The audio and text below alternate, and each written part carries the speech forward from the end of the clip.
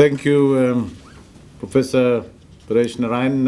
It's always a pleasure to see you, and I actually feel very proud seeing him every time I meet him.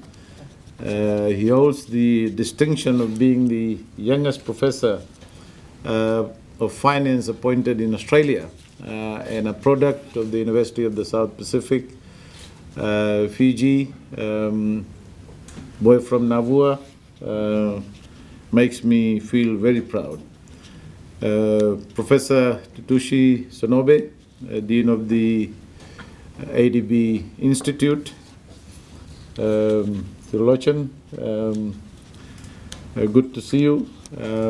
Friends, ladies and gentlemen, I have a parliament session beginning at 9:30. And I have to answer the first question from the opposition today. So I will be leaving as soon as I make my remarks. I know I don't know, some people say that I look a bit young, but I am not as young as you might think. But look, I want to congratulate FICA, Asia Pacific Applied Economic Association, of which Professor Narayan has been the founder and now the president, and Dean Sonobe. Good to see you. I hear you just came for this particular conference.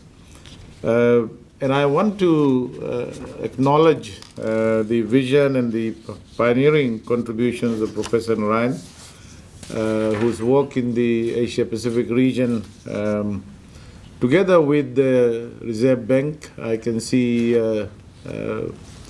Fijian Competition and Consumer Commission, Consumer Council of Fiji, Higher Education Commission.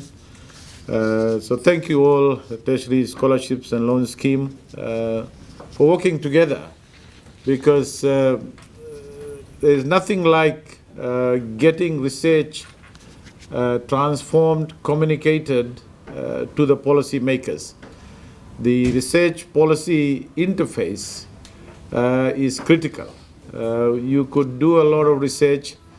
One of the problems that I find, having transitioned from being an academic to a politician, to a policy maker and a legislator, is that a lot of good research, evidence-based research, papers, analysis, do not get communicated in a way that transforms, that has an impact on policy making. So this kind of forum is very important, and as a government, we have taken a very decisive step to engage and involve the private sector, the NGOs, because we believe that an open political environment, an open political space for our policymakers, for our academics, to articulate their views, their research, and at the same time hold government to account on some of these issues is very, very important, and one that we promote and appreciate very much. I know as we gather today to talk about, I guess, key issues in climate accounting, but we are at at a point where 1.5 degrees Celsius temperature is a guardrail, not only for small island developing states in the Pacific, right across the world, but also for the whole world. And so the recent COP29 meeting in Baku, Azerbaijan, we took a very, very strong stand as part of AOSIS, Association of Small Island States. And I must say that Fiji played a very, very significant role in the deal that was done. We were not entirely pleased with the outcome, because this COP was about finance. So the new collective codified goal, finance goal, has been agreed. plus the operationalization of the loss and damage fund, including the acceptance and advocacy on our own Pacific Regional Fund, which would be available and operationalized soon, so that Pacific Island countries can access those funding. So we are also saying that it's no good just saying that the funds are available. It's about accessibility. It's about a window that small island developing states can access. And for that, I think our preparedness, whether it's from the accounting point of view, whether it's from the policy point of view, whether it's from the implementation point of view, we have to be ready. We have to have the capacity and the know-how to implement these projects and use or utilize those funding. So in that sense, and climate change has a wide-ranging impact. In fact, anything that we do in Fiji and in the Pacific, whether we build hospitals, roads, water supply, education, any infrastructure that we build, it has to be climate resilient. And so when we talk about climate finance, when you talk about accounting or climate accounting, it's almost something that we cannot avoid. It's part of what we do on a daily basis. And I think this conference or your discussions that you're going to have has come at a very crucial time. And I would urge all of you to look at the outcomes at the COP29 because the finance goal agreed and the 1.3 trillion commitment by 2035 and how we're going to mobilize those finance and the $300 billion additional up from 100 billion that was committed, the loss and damage fund. These access to these funds would require innovation, would require good thinking, good planning in terms of bankable projects that we can get. And I think your role as academics, as analysts, as accountants, as organizations would be very important. And of course, climate accounting would be very, very important for government, for the business, and they will all form part of the policy toolkit.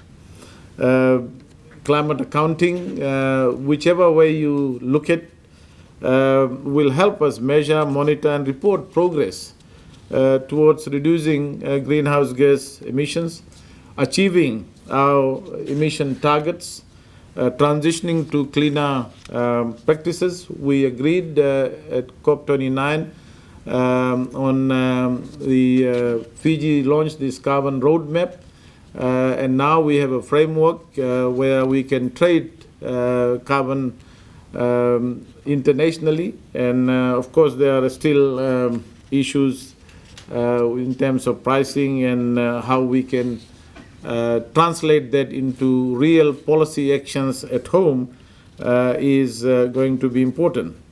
So climate accounting, in my view, would go beyond data because it will help us translate finance into implementation of projects that will invariably create that extensive multiplier effect in improving the quality of life of our people through different activities, different industries. Whether you're talking about adaptation, whether you're talking about mitigation. For us, the focus has to be a lot more on adaptation because we are not the polluters. But we still engage ourselves in mitigation measures. Fiji has done very well. 55% of our energy comes from renewable sources. So we are on a path of achieving better and our target of renewable energy in the country is going to be absolutely vital. I know your key themes of the conference, measuring, reporting, verification, and assurance issues, the role of technology and innovation. Again, it all kind of underscores the point that I made earlier about the relationship. I used to have a slightly different view of accountants many years ago. But I think, your innovation and your thinking, about climate accounting, climate finance is going to be very, very important. And the international frameworks that you use to do things here in Fiji is going to be quite meaningful and interesting. As a government, as you know, we've launched a new national development plan, 3-year, 5-year, and a 20-year vision. Our ambition is very high. We aim to become a high-income country by 2050, and that's doable. That's possible, but it will not come with business as usual. So we are determined as a government to work on an implementation plan, and we are hoping that with that implementation plan, we would be able to achieve the outcomes that we desire from the National Development Plan. And I will also urge all of you to look at our National Development Plan, do a critique of the plan, see if you can make suggestions on implementation and how we can do that. Just before I finish, I want to say, as I said yesterday at GPH, good politics is not necessarily good economics or good policy, and sometimes good policy or good economics may not necessarily sound good politics. So I gave a ministerial statement in Parliament yesterday laying out all the good news based on independent data sources from within the Macroeconomic Committee and the Reserve Bank that our economy is doing very well. We've revised our growth forecast from 2.8% to 3.8%. I think they're still conservative. We might go above 4%. All our indicators are showing a lot of strength. Our bank lending has gone up by about 25%. Our investment levels have increased. Our remittances will be record. Tourism numbers are getting onto a record, contrary to some of the important analysts, from others, and some very pessimistic academics as well, I must say. But that's all fine. But the fact is that we are setting our priorities right. And the budget that we put out in June has created that kind of political, economic and business confidence extensively in the country. And I'm very pleased with the policy direction that we have taken. Obviously, there are questions about the benefits of economic growth of all these numbers, as raised by one opposition member. I pointed out to them that we are spending about $1 billion out of the quota of our budget goes directly in supporting our people, particularly those who are vulnerable, whether it's increase in social welfare allowances, whether it's increase in scholarships, whether it's increase in subsidies for our agriculture, subsidies for sugarcane farmers, whether it is providing support for small, medium enterprises. So we are packaging these policies into a framework which will deliver sustainable growth in the future.